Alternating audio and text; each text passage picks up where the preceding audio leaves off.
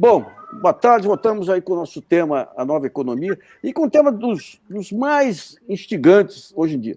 Lá no começo dos anos 2000, dava para ver intuitivamente que o desenvolvimento do país dependia do desenvolvimento expandido de todos os setores da economia, pequenas empresas, microempresas, e as grandes empresas teriam um papel, mas como articuladora de grandes cadeias produtivas. Ou seja, se você não expandisse o desenvolvimento, a busca de inovação, a busca de soluções e tudo, você não conseguiria ter uma economia dinâmica aí. O Carlos Lessa, durante um certo período no BNDES, ele incorporou esses princípios. E teve algumas políticas linkando grandes empresas a pequenas empresas, visando expandir essa questão. Mas daí se optou pelos campeões nacionais aí, em setores de baixa complexidade tecnológica. E nos últimos anos ganharam forças aí novas teorias de desenvolvimento, trazendo o tema da complexidade como um dos pontos centrais, uma das marcas centrais do dinamismo econômico. É isso que nós vamos discutir hoje aqui, e o nosso entrevistado é o nosso entrevistador, Paulo Gala, que tem sido um grande disseminador desses conceitos. Queria desejar um bom dia ao boa tarde ao João Furtado, Gabriel Galípolo, Sérgio Léo e tudo, ao Paulo Gala. E o Paulo, no site dele, tem trazido aqui exemplos internacionais e difundido muito esse conceito. Paulo, eu queria que você primeiro sintetizasse esse conceito antes da gente começar a perguntar para você. Boa. Bom, brigadão, um grande prazer, Nassif, João, Gabriel, Galípolo, Sérgio. Estou aqui meio constrangido na posição de entrevistado, não entrevistador aqui na nossa conversa, né? Mas, ao mesmo tempo, lisonjeado aqui, porque poder ser entrevistado por vocês é uma grande honra. Então, eu vou tentar falar o mínimo possível para ouvir o máximo possível das questões, enfim, das perguntas e tudo mais, né? E, obviamente, é um prazer falar com todos que nos ouvem aqui.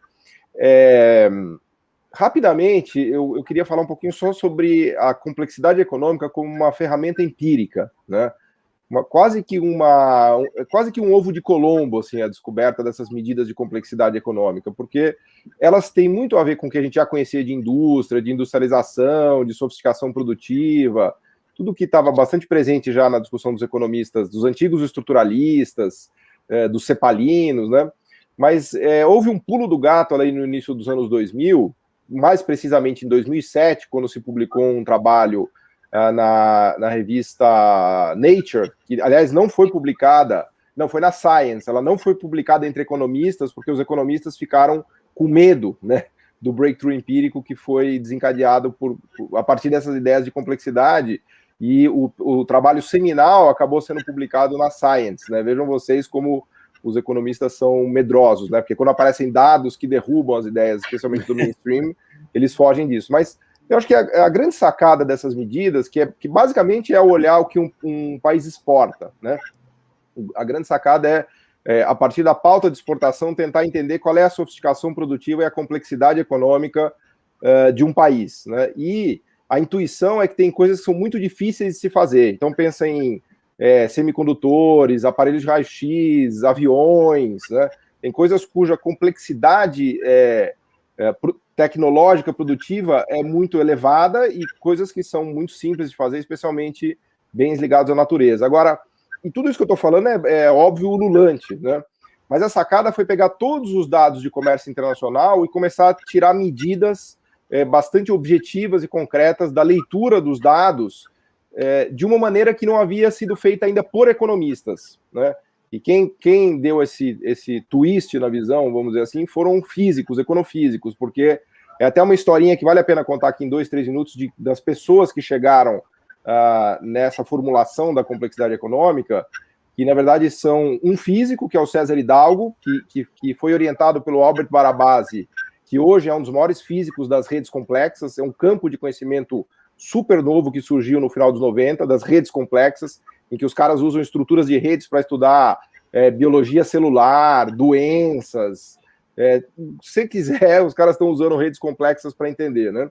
E um outro economista, que é o Ricardo Hausmann, que tem uma certa tradição estruturalista, né? A turma brinca que ele não gosta de citar muito os estruturalistas, né? Apesar de conhecer toda toda a biografia, ele é professor lá na Kennedy School em Harvard, né? Junto com o Danny Roderick, ele faz dupla lá com o Danny Roderick na Kennedy School. E ele vinha fazendo uma série de trabalhos sobre a importância de se entender o conteúdo das exportações como indicador do desenvolvimento econômico dos países, né? Tem um trabalho dele muito famoso que se chama What You Export Matters. What You Export Matters, né?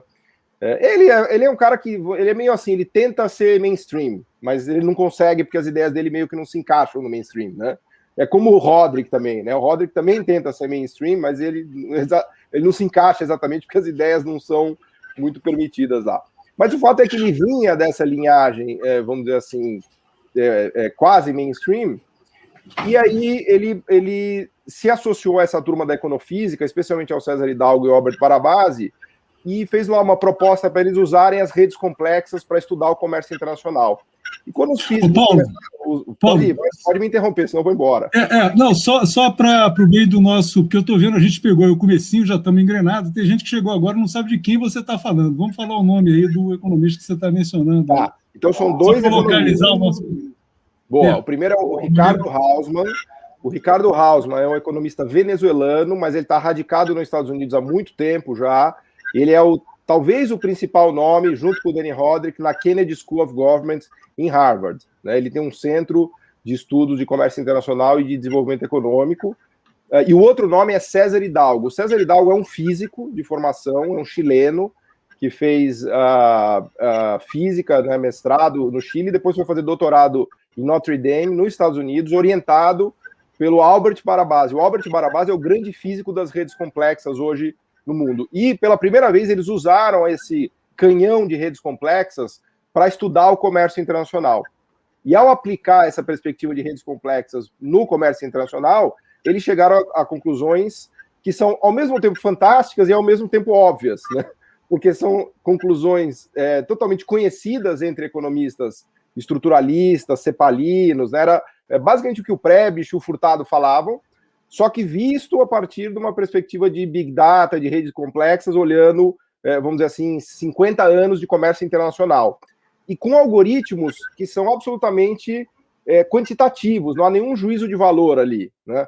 Quando eles criaram um índice que se chama Índice de Complexidade Econômica, que é capaz de dizer se um sistema produtivo de um país é complexo, ou seja, faz coisas sofisticadas, e se um produto é sofisticado ou complexo ou não, mas sem fazer qualquer juízo de valor sobre questões tecnológicas envolvidas na produção daquele bem ou contidas no sistema produtivo daquele país. Como faz isso? Na verdade, é uma conta de trás para frente. Eles pegam o comércio internacional e veem quais são os produtos que poucos países conseguem fazer, né?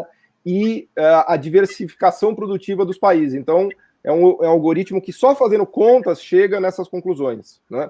Não há ali uma discussão de quanto de tecnologia você precisa para fazer um semicondutor, né? Não há essa discussão. A discussão que há 5 países no mundo são capazes de fazer semicondutores. E a pauta desses 5 países são as pautas de exportação mais sofisticadas do planeta. Então o algoritmo vai atribuir alta complexidade aos semicondutores. Vou dar um contra-exemplo: soja. Todos os países do mundo são capazes de fazer soja. Sei lá, dos 200 países do mundo, tem 130 países que são capazes de fazer soja. E a grande maioria dos países que fazem soja tem uma pauta de exportação pouco diversificada. Então, o algoritmo dá um índice de complexidade econômica baixo à soja. Mas o algoritmo não sabe nem o que é soja, nem o que é avião, nem o que é semicondutor. Ele só está fazendo quase que uma brincadeira entre diversificação da pauta de exportação e o que eles chamam de não ubiquidade de um produto, ou seja, quantos países no mundo, ou dificuldade relativa de se produzir aquele produto, né? E a partir daí se inaugurou uma linha de pesquisa gigantesca, principalmente entre econofísicos, né? Conectando os indicadores de complexidade econômica a meio ambiente, a inovação, e aí foi embora, assim, realmente explodiu, né? Os econofísicos, eles meio que invadiram essa discussão de desenvolvimento econômico, né? Que eu achei algo fantástico até, sempre com muita restrição dos economistas mais ortodoxos e mais mainstream, que até hoje ainda são muito relutantes, né, em reconhecer. Tem um relato do César Hidalgo, ele recentemente publicou no Twitter dele a história dele em relação aos economistas, que ele tem sido praticamente perseguido por economistas, desde que ele lançou a ideia, que ele tentou publicar, os economistas de prêmio Nobel meio que primeiro ridicularizando ele e depois perseguindo mesmo ele, tentando tirar ele dos fóruns, dos espaços, assim, uma coisa grotesca até me lembrei dessa história agora, chega a ser grotesco, né, para você ver o tipo de comportamento anticientífico dos economistas, com medo de perder reputação, com medo de que suas ideias, enfim, caiam por terra e tal. Mas o fato é que isso aí virou não dá para ignorar, né, porque é uma literatura tão gigantesca que está tomando conta aí do mundo que não tem mais como ignorar isso, né? Ô, Paulo, você só me lembrou de uma coisa muito interessante, que é a última invasão que nós recebemos aqui no Brasil de um físico na área de economia não tem sido muito bem sucedida, né, Paulo? Eu acho que, enfim, eu tenho mixed feelings, né, sentimentos. Eu ia cometer essa maldade, eu me contive, mas o João... Não, mas esse comentário, João, foi bom até porque essa discussão de relação de físicos com economistas é uma discussão muito antiga. Aliás, tem um livro maravilhoso do economista chamado Mirovsky, que ele fala da inveja que os economistas têm dos físicos, né? Só que ele, ao mesmo tempo, faz uma crítica mostrando que o pensamento dos economistas ele tenta copiar a física do século XIX, né? Então, há um tipo de pensamento muito obsoleto entre economistas que se acham imitando os físicos, porque o economista ele tem aquele complexo de inferioridade em relação ao físico, né? Porque ele acha que o físico é mais cientista do que ele, né? Só que toda a metodologia vamos dizer assim, quantitativa, matemática e estatística dos economistas é muito obsoleta, isso dito por físicos, né? Aliás, tem um livro maravilhoso de um economista que fez uma espécie da história do pensamento da complexidade e dos físicos e dos economistas desde os anos 70 e 80, né? E ele conta a reunião... Na verdade, quem começou com essa discussão de complexidade foi o Instituto Santa Fé, que é um instituto lá na Universidade do Novo México, que resultou... enfim, de um trabalho conjunto de físicos e economistas. Mas ele conta chama Eric Ben-Hocker, ele conta nesse livro o encontro entre físicos e economistas no meio dos 80, e aí os físicos saíram escandalizados, e eram economistas assim, Thomas Sargent, os caras de fronteira, né? Os físicos saíram escandalizados, falaram, não é possível que os economistas tenham uma cabeça tão obsoleta em termos de modelagem, de métodos. Até um físico fez uma brincadeira e falou, cara, eu acabei de voltar de Cuba, e achei fantástico aqueles carros antigos, que você vai para Cuba, é um museu, né, de carros americanos dos anos 50 e 60, né? Aí o relato do físico foi, conversando com os economistas, a minha sensação foi a mesma, que eu estava em Cuba, né, vendo aquelas maneiras de pensar, Paulo, a modelagem da física do século XIX. Então, a física da rede complexa é a nova física, entendeu? Mas você sabe que uma coisa que sempre me intrigou nos economistas e nos físicos, eu, nos anos 90, eu me encantei. Eu tenho um primo que é um grande físico aí, quando ele me contava a lógica de pensamento do físico, o físico é o seguinte, eu tenho um corpo, eu mudo uma partícula lá, é um outro corpo. E o economista não, ele tende a ver tudo linearmente, progressivamente. Então, digamos, você tem uma inclusão social. A inclusão social, o cidadão pré-inclusão, não tem nada a ver com o cidadão pós-inclusão. São tipos totalmente diferentes. E o economista e as ciências sociais, muito, pega linearmente, é como se não tivesse mudança. E o físico não, o físico ele traz outras formas de ver, é muito instigante mesmo. Eu acho que o físico ele tem um negócio legal porque ele é meio que... os dados para ele são muito importantes, né? Claro que assim, não vamos, né, em homenagem ao Galípolo aqui, não vamos ignorar Kant e achar que os dados estão limpos de pensamentos e de teorias, mas o físico, ele no fundo, ele é um tarado por dados, então ele respeita os dados, né? O economista é um cara, eu acho que, em geral, a minha visão é que o economista é um cara que ele idolatra muito menos os dados do que os físicos, né? Então, os dados, eles meio que vão obrigando os físicos a pensar e repensar a maneira que eles entendem o mundo, né? Dito isso, quando a gente olha essa física das redes complexas, você vê que é toda uma física, e eu não sou físico, obviamente sou um economista tentando falar de física, mas é toda ela uma física de complexidade, né? A física mudou para sistemas complexos, especialmente na segunda metade do século XX, né? E a física da complexidade é uma física de não linearidades, de fenômenos emergentes, né? Enfim, de coisas muito mais complicadas que, a meu ver, se adequam mais ao estudo da economia do que relações lineares e de sistemas não complexos. Então, há muita resistência de economistas ainda de tratar a economia como um sistema complexo, né? que, a meu ver, é bastante óbvio, assim, não tem outra maneira de você pensar a economia que não seja um sistema complexo, né? Aliás, aconteceu na meteorologia algo parecido também. Tem um livro muito legal que o Beluso nos citou, que compara essa discussão, mas vai lá. O Paulo, quando começa a falar em física, economia, quer dizer, o pessoal já não entende direito física. Quando bota física, que é um pensamento já complexo por natureza. Primeiro já começa a ficar com medo de aparecer algum picareta no ministério se dizendo economista quântico, porque hoje todo mundo que quer dar uma valorizada vai falar que, fala terapia, que é quântico. Né? Terapeuta quântico. Você tem o terapeuta quântico, como é que é o nome? O coach quântico, daqui a pouco vai ter um economista quântico aí. Você sabe, Sérgio, só um parênteses, quando teve o final do mensalão, que os ministros supremos viraram estrelas e tudo, o Globo fez uma entrevista com o ministro que foi o Aires Brito. Ele falou, não, o meu foco de estudo hoje é a física quântica. Daqui a pouco vai... Bom, a outra realmente a economia já usa uma linguagem de difícil apreensão pelo leigo, e isso acaba servindo para vender muito peixe-podre por aí, né? Você tem algum exemplo que você possa dar para a gente desse uso da complexidade na economia, em que isso difere desse pensamento ortodoxo tradicional? Dá para dar para a gente aí o reis do chão, aí, como dizia o meu saudoso Ribamar Oliveira, que era um ortodoxo com quem eu brigava, mas era um cara extremamente dedicado aos dados, à seriedade, ao outro lado. Ele dizia, me traduz isso aí para poder explicar aí para minha avó. Boa. Então vamos lá, tem várias entradas, assim, quando a gente fala de sistemas complexos, né, de usar a ideia de complexidade para estudar a economia, tem N caminhos aqui que a gente poderia usar, mas eu vou dar um exemplo bem específico, que é o tema ligado à nossa discussão aqui, que é o tema do desenvolvimento econômico, né, que diz respeito, fundamentalmente, nessa perspectiva, ao que um país é capaz de produzir, né. Aliás, hoje até rodou aí nas redes sociais, talvez vocês tenham visto, um mapinha, né? Foi até engraçado porque eu pus no Twitter e depois o Gabriel me mandou, depois de uns 15 minutos, depois outra pessoa me mandou. Aliás, esse é um belo exemplo de um sistema complexo, né? O mapinha ali foi se retroalimentando, mas era um mapinha da produção principal de cada estado brasileiro. Só tinha soja, na verdade. Você pega todos os estados, 80%, 70% dos estados produzem soja, né? O principal produto produzido e exportado, né?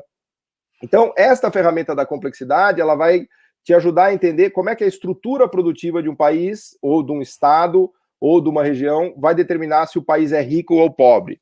E a ideia é que quanto mais produtos essa região produz, mais rica ela é. Ou seja, quanto maior a diversidade produtiva, maior a riqueza dessa. Pode ser cidade, pode ser estado ou país. Só que não é qualquer diversidade, precisa ser uma diversidade que contenha muitos produtos que poucos países sabem fazer. Aliás, essa é a definição formal de complexidade econômica no algoritmo dessa galera. Então, eu vou dar um exemplo de um país muito rico, tá? A Suécia. Pega a pauta de exportação da Suécia, você vai achar 500 produtos na pauta de exportação da Suécia. Ela é muito boa, ela é competitiva internacionalmente em 500 produtos. E desses 500, a grande maioria é composta por produtos que poucos países no mundo sabem fazer. Então, é mecânica de precisão, química fina, maquinário com altíssima tecnologia, turbinas, lentes avançadas. Então, quando você pega uma pauta produtiva de exportação com uma diversificação enorme e com várias coisas ali que poucos países podem fazer, a gente chama isso de complexidade econômica. Isso é a Suécia. Por isso que a Suécia tem uma renda per capita de $70 mil.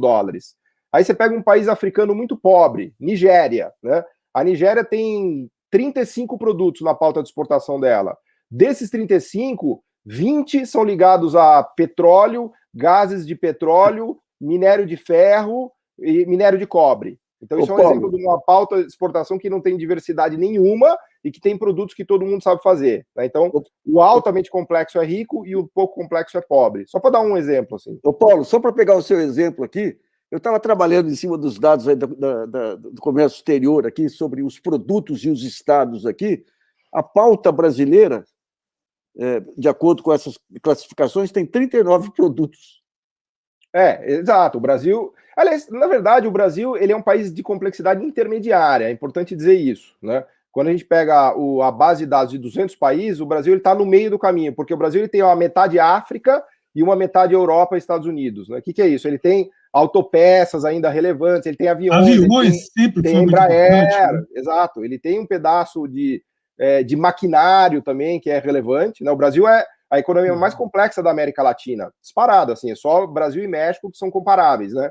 Ele é certamente mais complexo do que a maioria dos países africanos, né? Então o Brasil é um país de complexidade econômica. Eu estou agora usando os indicadores, tá, Sérgio? Pensando no pão, queijo aí. É um país de complexidade intermediária.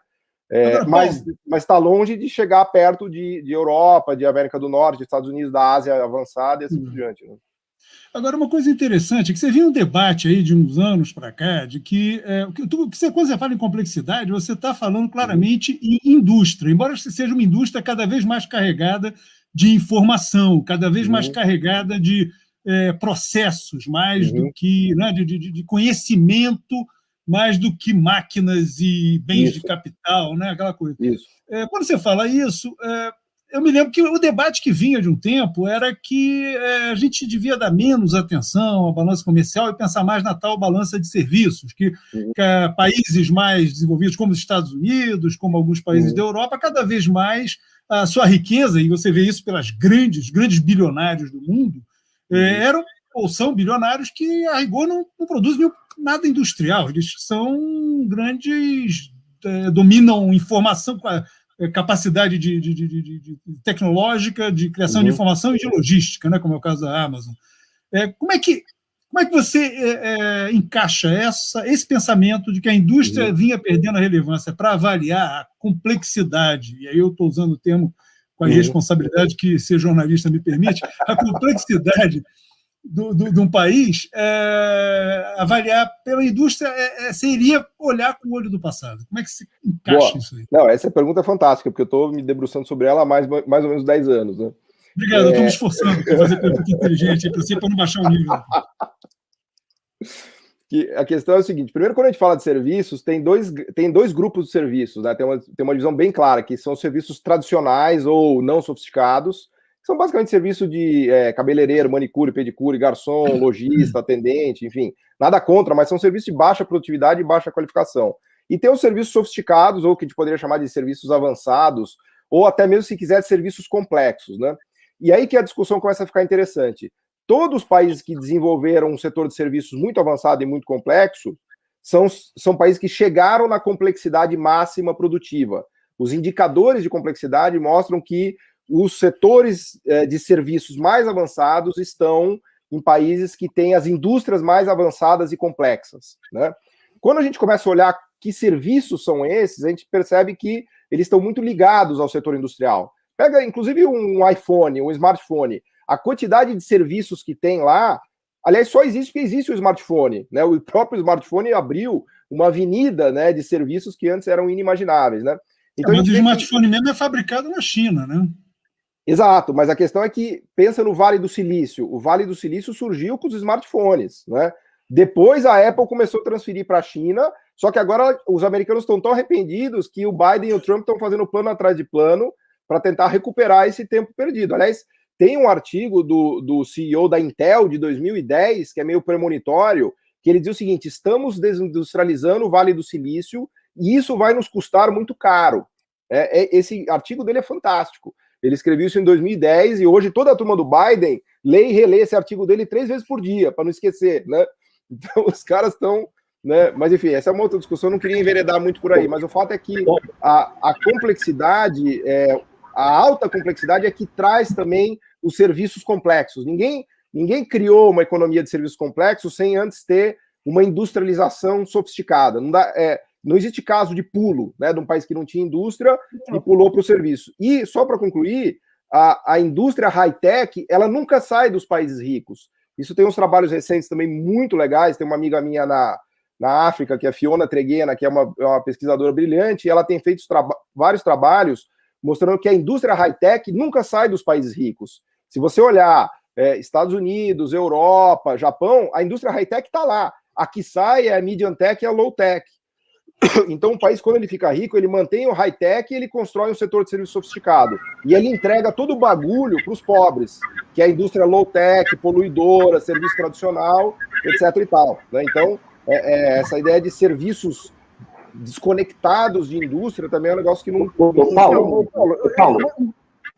só um pontinho que eu queria ver com você. Nos anos 90, os princípios do Michael Porter lá eram dominantes, aí que o país, para desenvolver, ele tinha que atrair os departamentos de desenvolvimento das grandes multinacionais.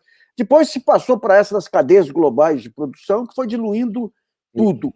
Agora, com o desmanche das cadeias globais, o que você acha que o princípio que vai vigorar daqui para adiante aí, em termos pragmáticos, nos países centrais e, por efeito cópia no Brasil?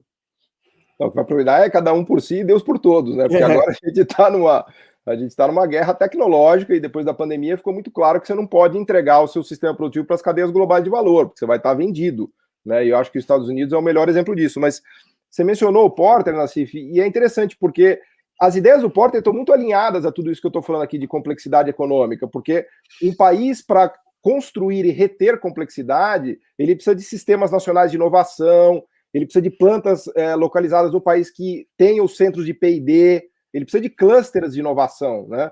Não adianta você achar que você vai importar a tecnologia. Todo país que acha que vai importar a tecnologia está lascado. É evidente que ele vai importar, mas ele vai exportar também. Ele precisa ser capaz de produzir tecnologia e consumir tecnologia, né? No Brasil, a gente ainda tem muita gente que acha que tudo que é de tecnologia a gente importa. A gente produz soja e importa todo o resto. Não, na verdade, a gente tem que ter os nossos centros de inovação, de P&D, e as ideias do Porter iam muito nessa direção. Vamos brincar que o Porter é um economista que foi ensinar economia para os administradores.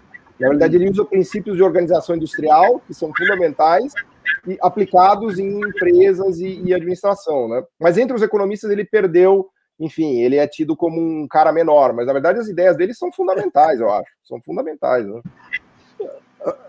Paulo, eu queria fazer uma observação, sem querer transformar aqui esta nossa conversa tão interessante num debate metodológico.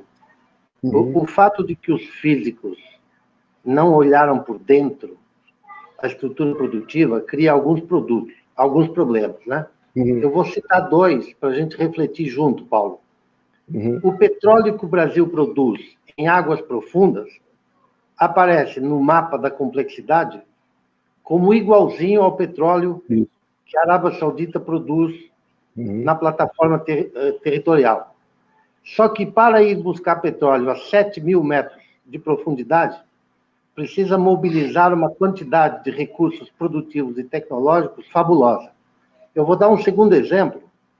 O Brasil produz etanol de cana, que a gente sabe produzir há mais ou menos 100 anos, e a gente produz etanol celulósico. 2 plantas, uma em Alagoas, outra em Piracicaba. E é o mesmo produto, complexidade completamente diferente. Então, eu não quero transformar num debate sobre metodologia, mas eu acho que nós, economistas, Paulo, você, eu, Gabriel, etc., nós precisamos pensar como é que a gente agrega essa camada de riqueza industrial e tecnológica a um dado em que o petróleo da Arábia Saudita aparece igual ao petróleo da Petrobras. O produto pode ser igual, mas a riqueza industrial e tecnológica envolvida é absolutamente diferente. Ô, João, isso se aplicaria também à commodity agrícola, né? Você tem aí soja, todo mundo produz, mas aí tem o desenvolvimento de espécimes e cana também, de cultivares, que tem aí embutido um grau de tecnologia, de complexidade de produção maior do que em outros países, do que em Moçambique, por exemplo. Ou não? E aproveitando o teu exemplo, Léo, é o seguinte, nós exportamos aviões, que é um produto de alta complexidade na estatística, né? Poucos países exportam. Mas o avião que nós exportamos é essencialmente diferente de outros aviões, inclusive porque ele, digamos, é um projeto brasileiro que é, digamos, basicamente com componentes importados. Mas ele aparece igualzinho a um foguete da NASA.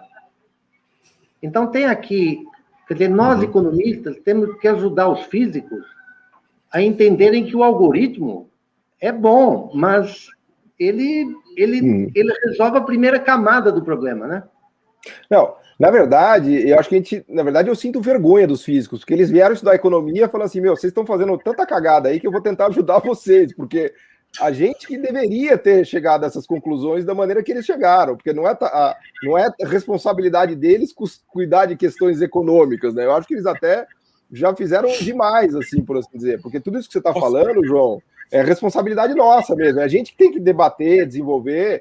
E eu tenho bastante coisa para falar disso que vocês dois comentaram, mas se o Gabriel quiser falar alguma coisa... Não, fala você primeiro, que eu vou fazer mais um comentário. Dado que eu falo com o Paulo mais do que eu falo com a minha mãe, eu falo com o Paulo umas 5 vezes por dia, eu vou fazer mais um comentário do que uma coisa. Vai lá, Paulo, fala você primeiro. Essa foi freudiana, hein? Essa foi freudiana. Não, e faz muito tempo isso, viu, Sérgio? Faz muito tempo. Meu primeiro texto com esse homem foi em 2005, vou te contar. Você vê que... Vai lá.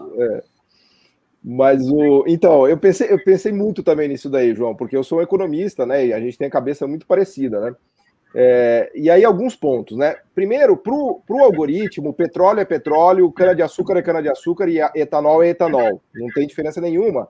O que eu acho que é razoável até, porque quando você chega no mercado mundial, você fala assim, eu vou vender petróleo. Aí você chegou lá no mercado mundial, o cara não quer saber se você tirou petróleo de água profunda, do térreo, do segundo andar. Petróleo é petróleo, soja é soja, milho é milho. Quando você vai vender, colocar no mercado o produto final, que é o que o algoritmo usa para analisar, ele é idêntico, né? O petróleo, tudo bem, você pode falar tem petróleo leve, pesado, mas o produto é o mesmo. Agora, a dificuldade, por exemplo, na extração de petróleo de águas profundas é absurdamente maior do que a extração de petróleo na Arábia Saudita. Só que esta dificuldade aparece aonde?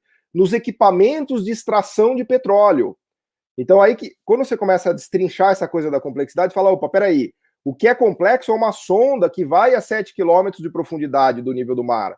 Então o valor disso está na sonda. O valor disso está, inclusive, no conhecimento científico ali dos serviços da Petrobras de fazer aquela prospecção. Não é, o petróleo em si ele não carrega esse valor. O valor que o petróleo carrega é o preço mundial do petróleo, né? Quando a gente pensa no agro, mesma coisa. E o agro é engraçado, né? Eu tava brincando esses dias, né? O Galipão estava falando, não, no agro, sempre que eles querem falar que o agro é pop, tem foto de trator, né? E o trator é importado, né? E quando você começa a olhar toda a cadeia produtiva do agro, você repara que tudo que tem de valor não é agro, não é a soja é soja, é uma commodity que o mundo inteiro faz. Agora, tem valor na semente transgênica. Opa! Aí aparece um monte de multinacional cobrando royalties. Ele fala, opa, semente DNA de soja... Isso aí não é grão de soja, isso aí é um outro bicho. Aí você fala, fertilizantes agroquímicos. Veja, tem trator que ele é dirigido por satélite, tem drones que fazem a medida do campo. Quer dizer, quando você olha todo o entorno sofisticado, você fala, bom, tudo bem, mas toda a complexidade, ela está em volta, ela não é o produto em si. A soja não é complexa. O complexo é tudo aquilo que você contratou, né, que, idealmente, se a gente fosse em Canadá e Estados Unidos, a gente teria uma John Deere, a gente teria Monsanto da vida e tal, mas a gente não tem. A gente só tem a galera milionária lá de Ribeirão que planta soja lá e cana e beleza. Então, a gente tem o algodão colorido da Embrapa, Paulo. Então, mas a Embrapa é um negócio maravilhoso, assim, né? Eu tive fazendo algumas entrevistas com o pessoal da Embrapa, eu fiquei, assim, fascinado pela tecnologia da Embrapa. Mas a Embrapa é o que? É ciência aplicada ao campo, né? Ela tem várias sacadas ali de químicos, né, de ciência, mas no final do dia a soja é soja, né? Esse é o ponto que eu estou querendo destacar aqui, né? Da gente, estou fazendo até uma defesa aqui dos algoritmos, né? No final do dia você vai produzir um grão de soja, você vai levar no mercado um grão de soja. Ô Paulo, quando eu dei o exemplo do etanol, etanol não é etanol. O governo da Califórnia paga um sobrepreço que aumenta o preço do etanol celulósico em 150%. Na estatística, ele vai aparecer como etanol, mas como ele é ambientalmente correto, ele recebe um subsídio. Então, eu não estou querendo aprofundar demais as diferenças, eu acho que... Não, mas eu acho que isso que é legal, nós economistas temos essa obrigação de aprofundar isso daí, exatamente. O conhecimento trazido por esse conceito dos físicos, ele tem muita utilidade, é muito valioso. Mas, em seguida, nós temos que ajudar a interpretar isso. E esse esforço que você faz de ajudar a dar essa interpretação econômica é muito importante, porque ajuda a traduzir para o público que petróleo não é petróleo. Petróleo é muitas coisas diferentes. E não pelas suas propriedades físicas, que até são diferentes em vários casos, mas porque, senão, a gente joga a Petrobras pelo ralo. A gente diz, não, petróleo você compra em qualquer lugar, mas os 5 mil engenheiros envolvidos no projeto de buscar petróleo no fundo do mar, eles não existem na Arábia Saudita. Eles existem no Brasil por causa do tipo de petróleo que nós temos no Brasil. Sabe uma coisa que me causa muita espécie aqui, principalmente nesses momentos que você tem agora as Big Datas aí, permitindo-se fazer toda a sorte de cruzamento, são trabalhos que definem correlações e as chamadas externalidades positivas. Eu sempre cito um trabalho do IPEA lá atrás, quando o salário mínimo aumentou, que ele fez um estudo mostrando que 55% das famílias que tinham aposentado ou pensionista, eles eram arrimo de família. Ou seja, você tinha impacto na educação das crianças, você tinha impacto na saúde, você tinha impacto na segurança, e até foi interessante que o mercado entrou em pânico com essa conclusão, porque legitimava o aumento do salário mínimo. E daí contrataram aquele rapaz, o Camargo, aquele que era da tendência. É o José Márcio Camargo. José Márcio Camargo. E daí ele produziu um trabalho junto com o pessoal do IPEA para comprovar que o aumento do salário mínimo aumentava a tendência da rapaziada para vagabundagem. Olha esse possível. Daí fizeram todo o estudo, como o sujeito lá do IPEA era sério, a conclusão é que ficava mais tempo na escola, entrava mais tarde no mercado de trabalho, por quê? Porque estava estudando, né? Mas hoje você não vê essa questão, a não ser alguns estudos do BNDES, por exemplo, se você faz um investimento numa empresa, mesmo com algum subsídio, você tem lá na frente retorno em tributos que ela paga, em emprego que ela gera. Então, digamos, esse tipo de análise acaba enfraquecendo muito as discussões sistêmicas. Por exemplo, quando você pega o Piketty, em cima desses dados, que o Piketty comprovou com números o que você tinha como análise aí da empírica da realidade. Aliás, o André descobriu que a análise empírica, o André Lara, né, é relevante porque... Agora, o economista, ele acaba, de mercado principalmente, se vem uma análise empírica que não bate com a conclusão dele, ele cria uma teoria para provar que aquilo que ele está vendo, ele não está vendo também, né? Então, hoje, com as Big Data, se abre um campo muito grande, né? No fundo, essa discussão que a gente está fazendo, ela está dentro do campo do renascimento da discussão de política industrial, né? Porque essa discussão é clássica de política industrial dos anos 70, dos anos 80, que você tinha as externalidades tecnológicas, spillovers tecnológicos, até para ir lá atrás, você pegar o distrito industrial do Marshall, né? O Marshall, né, tinha uma ideia do distrito industrial em que ele estava estudando na Inglaterra como aqueles distritos eram montados e aquilo transbordava trabalhadores qualificados de um para o outro, conhecimento produtivo e tal, né? Então a política industrial, enfim, né, isso no CDPLAR, o João acorda de manhã e vai dormir à noite falando disso, né? O problema é que essa discussão caiu em desuso no Brasil e no mundo nos anos 80 e 90, né? Mas agora está sendo retomada com violência até, a partir do que a China fez, a partir do que o Biden está fazendo. E essa discussão de complexidade, ela nasce num centro que está pensando política industrial. Aliás, tem um paper deles lá, que é a Política Industrial para o Século XXI, que é um paper do Danny Rodrik e do Hausmann, de 2003, em que eles já estavam lá repensando a política industrial. Até uma das defesas que eles fazem é que o processo de substituição de importações na América Latina foi muito mais importante do que os economistas liberais querem dizer, né? Eles são amplamente defensores, né? O Rodrik virou um defensor do processo de substituição de importações brasileiro, assim, um negócio que até eu fico chocado vendo essas coisas, né? Então tem um pacote de repensar a política industrial que eu acho que veio para ficar, né? É uma espécie a morte do consenso de Washington trouxe o repensar da política industrial, inclusive em trabalhos do próprio FMI, né? Aquele paper deles que é o The Policy That Shall Not Be Named, que o próprio FMI publicou em 2017, reconhecendo as políticas industriais da Ásia. Claro que eles têm um negócio assim, don't try this at home, né? Não tenta fazer no Brasil, talvez você vai se queimar, sabe? Quando você vê aquele mágico na televisão, o cara fala don't try this at home e tal. Mas então, essa discussão de complexidade, ela vem nesse caldo, né?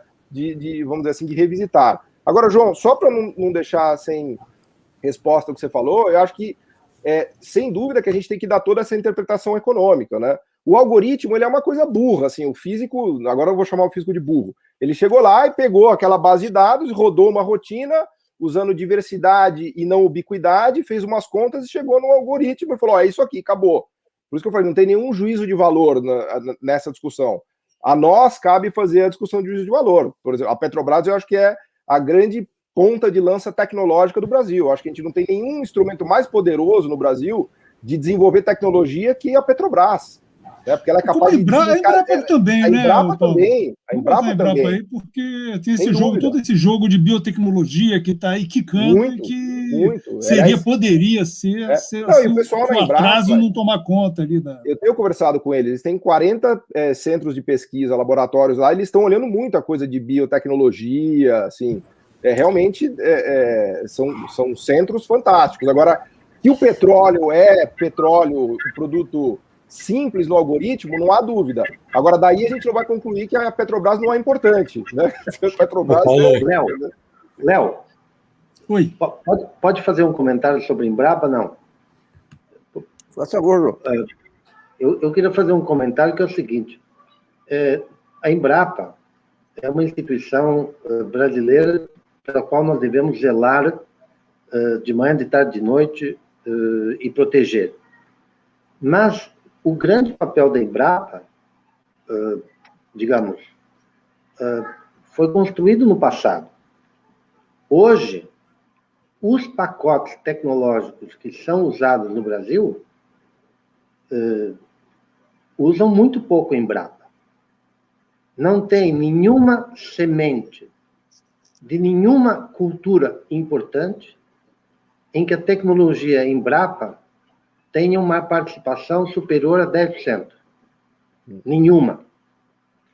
O que eu quero dizer é o seguinte, o modelo agrícola que o Brasil escolheu privilegiou o complexo que o Paulo mencionou há pouco, que é um complexo químico dominado por uma dezena de empresas, no caso das sementes, por apenas 4 empresas, e um complexo mecânico em que as máquinas são todas de empresas multinacionais que atuam no Brasil. As máquinas não são importadas, mas o pacote tecnológico é um pacote tecnológico com predominância de importados. Então, Léo, a Embrapa tem um papel extraordinário a desempenhar. Existem 5 milhões de agricultores, 5 milhões e 300 mil agricultores no Brasil, 5 milhões deles abandonados à própria sorte. Se você comparar o número de agrônomos extensionistas da China ou da Índia com o Brasil, a ordem de grandeza é de 100 para 1. Não é de 5 para 1, como é o tamanho dos países, é de 100 para 1. Então, há muito a ser feito pela Embrapa, mas a Embrapa não tem tido os meios para cuidar desses 5 milhões de agricultores que estão abandonados. O que nos traz a discussão... Perdão, pode falar, desculpa. Não, eu não te ouvi, eu não ouvi o teu comentário. Desculpa, pode continuar, eu te interrompi. Tem aí, que eu entro com uma... Deixa o Galípolo perguntar também, que ele está na fila da pergunta aqui. É verdade, vai lá, Galípolo. Fazer a defesa aqui. Não, na verdade, eu ia fazer um comentário, ia subtrair aqui 5 minutos da sua entrevista e vou terminar essa minha subtração batendo em você, aqui, chegando em você, Paulo, atrapalhando a direção que o Sérgio colocou de a gente facilitar aqui as coisas, mas dado que ele está discutindo complexidade, eu vou fazer uma digressão aqui sobre história que vai chegar na importância do Paulo, de história do pensamento aqui, que é o seguinte, primeiro para a gente tentar salvar aqui um pouquinho os físicos, o Paulo foi generoso ao dizer que é uma física do século XIX, porque na verdade o ponto de inflexão é o Einstein ali, que vai derrubar, tem o pessoal que vem antes no século XIX sobre uma outra geometria não euclidiana, mas quem derruba a generalidade da geometria euclidiana é o Einstein. Mas o ponto que é interessante para a economia com a física que nos bate aqui é o seguinte, desde o Newton, ali, o cara que vai tentar aplicar a lógica da física enquanto uma descrição da natureza, enquanto uma recorrência estável, sempre igual dos movimentos dos corpos, é o Hume. O David Hume é o cara que fala assim, deixa eu tentar aplicar isso aqui na metafísica. E ele fala, não dá. Esse negócio só porque tem uma recorrência não quer dizer que tem uma causalidade. O Kant é o cara que vai dizer o seguinte: o Hume é um sujeito que me acorda do sono dogmático. Ele mostrou para mim que não era possível, e o Kant vai mostrar que realmente aquilo não é possível. Só que na economia você vai pegar uma esquina do Hume que é para o Smith, que vai vir naquela coisa de que as trocas são uma inclinação natural. Uma inclinação natural. Isso vai desdobrando na economia como a tentativa de explicar a sociedade a partir do comportamento dos indivíduos enquanto uma natureza. O Mill é o ponto de tensão disso aí. Do que é uma natureza que eu posso reformar a sociedade ou não.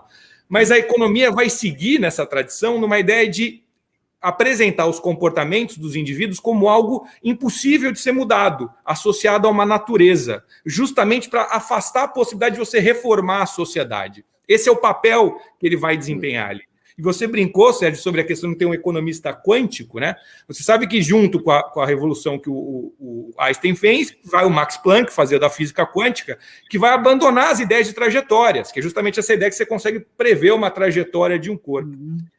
E aí eles vão para uma lógica das probabilidades, dado que você não consegue mais a trajetória. E aí você surge o projeto Manhattan, inclusive que sai o método Monte Carlo, que é utilizado hoje em dia no mercado financeiro, que é de você jogar probabilidade. Você sai do projeto Manhattan e traz para o mercado financeiro essa lógica. Então ela já está.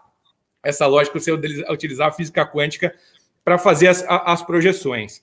E o Labini, Francesco Silva Labini, que é famoso físico de complexidade, o filho do Paolo. Labini, vai dizer o seguinte: olha, a gente já sabe hoje que as projeções dos corpos celestes são, na verdade, impossíveis, são caóticas, só que numa dimensão temporal que ultrapassa o tempo de vida ou as projeções necessárias para os seres humanos. A gente também não consegue prever como Newton achava que previa em recorrências estáveis. Mas tudo isso para chegar num ponto aqui que eu quero chegar do Paulo, que é o seguinte: eu acompanhei o Paulo no momento que ele se defrontou ali com a questão da complexidade, e para o Paulo era uma grande demonstração, para voltar para o tema dos números, de assim, aquilo que eu já estava estudando há muito tempo, que era a CEPAL, está aqui demonstrada do ponto de vista numérico. Ou seja, a relevância da industrialização está aqui demonstrada do ponto de vista de caras que não tinham a mesma informação ou não tinham a mesma formação, que simplesmente olharam os dados e se defrontaram com uma conclusão similar. Só que a ideia não é justa totalmente com a contribuição que o Paulo está dando nesse processo, porque é o seguinte: a CEPAL está mostrando a industrialização como um processo de substituição de importação. Ou seja, é um processo de olhar o que eu estou importando e deveria deixar de importar para produzir domesticamente. E o Paulo está sempre falando na complexidade da relevância da pauta de exportação. E aí que entra a questão do modelo asiático tão importante no Paulo. O Paulo pega esta coisa, e é o grande expoente que a gente tem aqui nesse tema, da industrialização, mas ele vai além. Ele está pegando essa contribuição da CEPAL, trazendo a complexidade e dando uma contribuição super relevante num passo adiante, que é dizer o seguinte: é um nacional desenvolvimentismo voltado para fora, não voltado para dentro. Olhando assim, qual é a relevância de eu entender a minha inserção na economia global, a partir do aumento da complexidade, mas não para substituir importação, e sim para construir empresas que tenham capacidade de serem players internacionais. Isso é algo sempre muito citado para dar diferença entre, por exemplo, o que foi o projeto desenvolvimentista asiático e o brasileiro, né? Pronto. Militar. Então, essa contribuição do Paulo é uma contribuição muito relevante do ponto de pensamento econômico nacional, porque ele está pegando, ele não está negando essa história, ele está agregando a essa história que a gente tem, cepalina, e dizendo o seguinte: olha só, aconteceram coisas novas, tanto do ponto de vista da história do pensamento, quanto do ponto de vista de desenvolvimento, olhando a Ásia, juntando essas duas coisas, assim, olha, a gente era um grande expoente, essa era a história que a gente podia ter continuado, voltando essa industrialização para uma pauta de exportação. E o que a gente fez foi o oposto. O que a gente fez foi abrir simplesmente para regredir na pauta de importação, na pauta de exportação, e ia voltar a importar tudo que antes a gente passava para tudo. Essa consulta de psicanálise aí você deixa no meu crédito, lá das que eu fiz para você, realmente está perfeito. Você me leu melhor do que eu, perfeito. Agora, isso é um gancho legal. Isso é um gancho legal. Eu só chamo a atenção aí no final dos anos 80, no BNDES, um economista, discípulo do Inácio Rangel, que é o Júlio Borão. O Júlio, ele percebeu, primeiro, que tinha sido completado o processo de substituição de importação com o segundo PND em 85. E ele desenvolveu toda uma teoria com aquela criatividade que só discípulo do Inácio Rangel tem, para uma inserção competitiva do Brasil na economia internacional. E a ideia era justamente uma abertura com prazos gradativa aí das taxas de importação para permitir assimilar. E o Collor chegou, embora fosse meio estabanado aí com aquele processo de desenferrujar a economia, o Collor entendeu essa lógica. Daí, quando chegam os economistas de mercado, sem nenhum conhecimento de economia real, de colocar o país a serviço do mercado, o que eles fazem? Dão aquela pancada no câmbio lá que arrebenta com toda a inserção competitiva. Quando eu escrevi meu livro Cabeça de Planilha, eu entrevistei o Fernando Henrique para saber o que ele pensava de inovação e tecnologia para pequena e microempresa. Não tinha a menor ideia. O que ele pensava de políticas sociais? Não tinha a menor ideia. O que ele pensava da integração dos grandes grupos com cadeia produtiva? Nassif, você me permite uma parte? Sempre que você fala que os economistas tucanos colocaram a economia a serviço do mercado, eu fico incomodado. Porque eles não colocaram a economia a serviço do mercado. Eles colocaram a economia a serviço do mercado financeiro. É mercado financeiro. Mercado financeiro. Com aquela apreciação do câmbio. Mas o Fernando Henrique, ele não tinha a menor ideia de todos esses processos de desenvolvimento. Não. Nada. Então, essa visão, que é uma visão do Celso Furtado, que o desenvolvimento é algo estruturante, que você pega a cultura, pega a pequena empresa, pega a educação. Ele não tinha a menor ideia. Falava, presidente, mas qual que é o seu modelo de desenvolvimento? Não, nós temos que pegar esse setor... Eu queria fazer depois a próxima sessão de psicanálise com o Galípolo, aí dar o próximo passo daí para ele pra aproveitar a consulta dele também. Mas vai lá. Mas o que ele dizia... Não, é sério isso, é sério. Já eu quero fazer. Mas o que ele dizia é que o desenvolvimento viria se você pegasse o setor internacionalizado, que eram os bancos, os novos bancos de investimento, dar todo o gás que eles crescendo levavam o país atrás. Depois, quando chega a fase do Luciano Coutinho, no BNDES, a mesma coisa. Pega os campeões nacionais, solta que o resto vai atrás. Eu queria pegar a partir daí, Nassif, porque quando o Galípolo começou a falar do Max Planck, da complexidade física na economia, eu pensei que ele ia usar isso tudo para argumentar por que economista nunca consegue prever o câmbio, né? Nunca consegue trabalhar com o câmbio. O economista não prevê nada, não é só o câmbio, ele não prevê nada. É o método de Schrödinger. Mas o fato é que você teve esse período que você acabou de mencionar, do governo tucano e de uma política cambial que foi absolutamente destrutiva, né? Mas nós chegamos depois nessa ideia dos campeões nacionais, uma atuação do BNDES de tentar desenvolver. Você tinha duas coisas que eram... tinha uma coisa que era muito interessante, eu me lembro que era o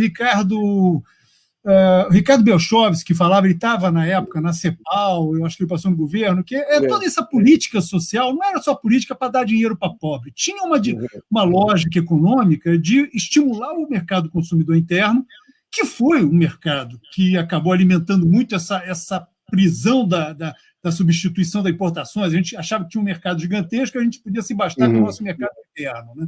Mas, de qualquer maneira, é um motor de produção, de desenvolvimento, investimento, etc. Então, a ideia deles era o quê? Toda vez que você tem um mercado consumidor no Brasil, no fundo, minúsculo, porque é uma legião de paupérrimos, toda vez que começa a crescer o consumo, como aconteceu nos planos econômicos, a inflação baixando, as pessoas compravam iogurte, o pobre comprava iogurte, né? Como reclama o Paulo Guedes, o pobre de repente pensava em viajar, na época não era nem para Disney, o coitado queria ir para Sete Quedas, e isso dinamizaria a economia e passaria a fazer o que fez, de fato, os investidores a pensar em produzir para esse mercado interno até então absolutamente ignorado, né? Que é esse mercado da classe média baixa, do pobre, você fazer produtos baratos, surgiu muito, eu me lembro, nessa época. Porém, o que a gente vê depois é uma desconexão. De um lado, tem políticas sociais que querem dinamizar um mercado interno de consumo, etc. De outro, uma política para exportação, mas que pensa muito em aproveitar as vantagens as empresas que já tinham vantagens comuns.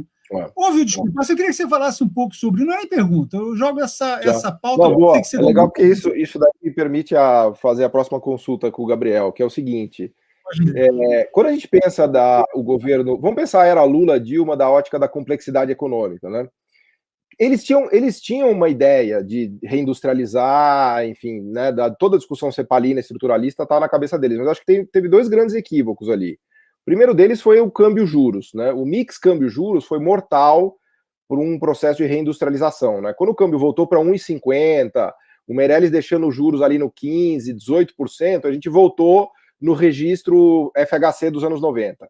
Então, o câmbio juros da era Lula-Dilma, especialmente pós-2000... E, claro, podemos discutir que teve boom de commodities, né? Até a gente conversou com o Manteiga no domingo passado, ele falou, porra, a gente tentou controlar, mas era uma chuva de dinheiro, o Meirelles botava o juro lá na casa do chapéu, eles botaram IOF na entrada de capital, enfim, podemos discutir se era possível ou não, mas o fato é que o par câmbio juros foi muito destrutivo para a complexidade brasileira. Não há aumento de complexidade para países de renda baixa e média sem um câmbio competitivo, esquece, não tem a menor condição de desenvolver complexidade com um câmbio sobrevalorizado. Essa é a primeira crítica que eu faria. A segunda foi o papel do BNDES. O BNDES ele acabou fazendo o mais fácil. E o que é o mais fácil? É financiar o menor risco. E o que é financiar o menor risco? É financiar os setores onde a gente já tem vantagem comparativa. Soja, milho, café, boi, carne. Porque o grande drama de dar um salto tecnológico é financiar um risco que ninguém quer tomar. E o próprio BNDES ele foi viesado e deu mais dinheiro financiar a JBS. Claro, ele financiou a Embraer, não é que ele não financiou setores complexos. Aliás, o Felipe Augusto, que a gente falava, ele fez a tese de mestrado dele mostrando que o grosso do financiamento do BNDES foi para setores não complexos. Eu até nem culpo, né? Eu entendo o que os caras estão fazendo, porque eles estão com dinheiro público, estão com medo e vão financiar um negócio que é garantido que vai dar grana. O que é garantido que vai dar grana no Brasil? Soja e boi. Então bota o BNDES para financiar soja e boi. Mas aí, para mim, já é um contrassenso. Paulo, do BNDES para financiar soja e boi. Deixa eu contar um episódio do João Furtado. Paulo, eu acho que você está sendo injusto com o BNDES. Não. Eu acho que você está sendo injusto. Eu não estou dizendo... Eu trabalhei no BNDES nessa época. Eu não estou defendendo em causa própria, porque eu não fiz esse trabalho. Mas, Paulo, o BNDES fez o Profarma. Sim, João. O BNDES financiou o etanol celulósico. O BNDES fez o programa de energia eólica, sim, que é um sucesso espetacular. O BNDES financiou os programas de parcerias produtivas para os biofármacos. Deixa eu te interromper, agora, João. Você tem razão que a maior demanda por projetos é dos setores tradicionais. Exato. Mas não é que o BNDES não quis fazer o resto. Não, vamos pegar um episódio... A estrutura produtiva brasileira é isso que ela demanda. Exato. Ô, João, vamos pegar um episódio aí desse período aí. Você tinha a Opticon aqui, que era uma empresa de São Carlos lá, que mexia com questões óticas, inclusive, que ela, quando veio a crise de 2008, ela teve a oportunidade de comprar um grande competidor nos Estados Unidos e ganhar você sabe, porque você conhece bem essa história, e ganhar um baita de um mercado, e não conseguiu o apoio do BNDES. Luiz Nassif, eu posso te contar esse episódio, porque eu estava nessa visita. Eu sei, porque você que me contou lá atrás. Se o técnico assinasse aquele projeto, ele ia preso. Então, mas esse é o problema, João. É isso. Então, ele ia preso porque os passivos da empresa já eram extraordinariamente elevados. O passivo da empresa americana, você disse? Não, o passivo da empresa brasileira. Uai. O passivo da empresa brasileira. A empresa brasileira estava com dívidas, inclusive fiscais, tributárias, trabalhistas. Os técnicos quiseram ajudar. O cara que cuidou desse projeto é um técnico de carreira excepcional. Não é bom, ele é excepcional. Eu não preciso dizer o nome, não.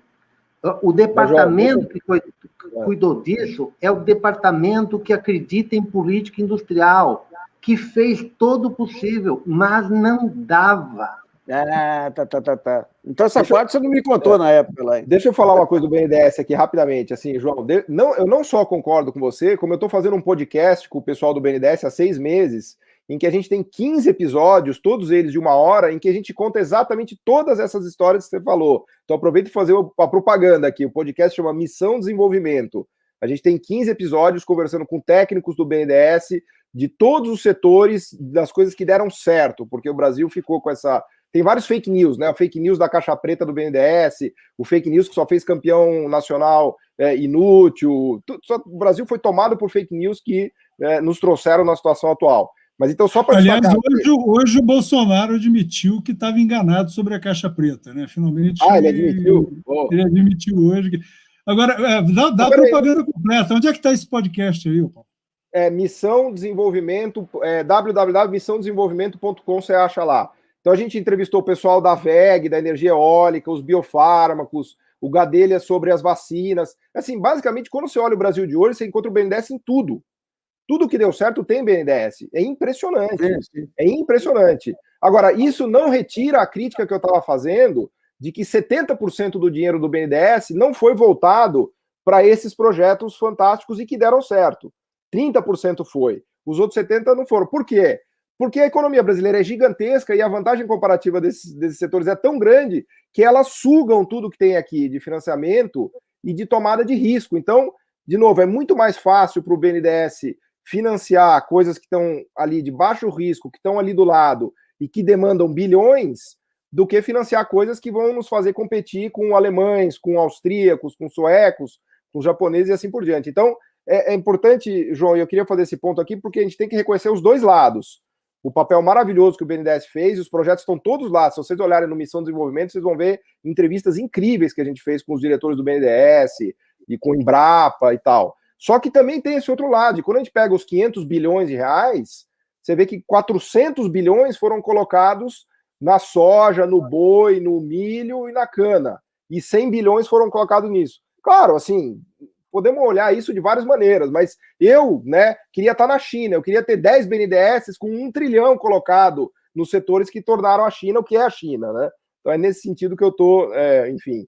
Mas eu queria fazer só mais um comentário aqui, não sei se a gente tem mais 5 minutinhos aí, Nassif, não quero interromper, só para não perder aqui a consulta aqui com o Galípolo, porque eu queria dar o último passo desse raciocínio que ele fez, que na verdade é a trajetória que eu venho fazendo mesmo, né?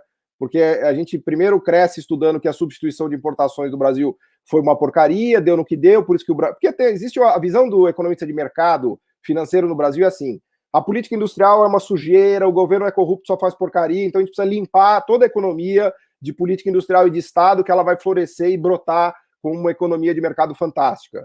Que é nada mais incorreto, assim, impossível. Nenhum país fez isso, né?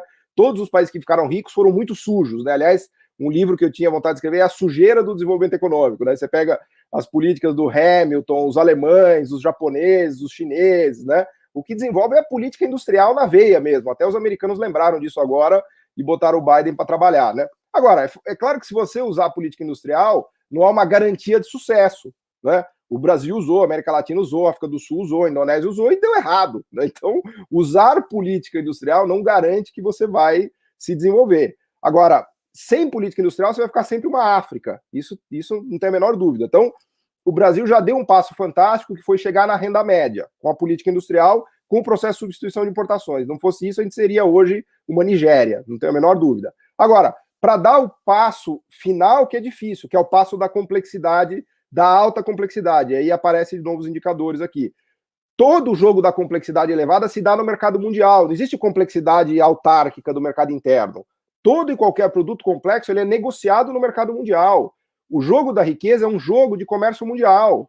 A Suécia, a Finlândia, a Dinamarca são ricos por quê? Porque eles têm posições no mercado mundial relevantes. A China, o Japão, a Coreia e os Estados Unidos. Então, faltou para o Brasil essa transição do processo de substituição de importações que todos fizeram. Toda a Ásia fez substituição de importações. Aliás, é a escada do desenvolvimento econômico. Ninguém pula da agricultura para um produto complexo. Você vai subindo, você substitui a importação, você se industrializa e depois você dá o passo final, que é o quê? A industrialização complexa para o mundo e, eventualmente, serviços sofisticados para o mundo. Só que esse último passo é o mais difícil. E a gente está encalacrado nisso há 30 anos e os nossos amigos gênios aqui, economistas liberais, falam, não, é muito simples, você só abre, zera tarifas e beleza, a gente vai se desenvolver. A gente vai bater todas as multinacionais, vamos ganhar escala, vamos fazer empresas tecnológicas incríveis no Brasil, basta cortar tarifas.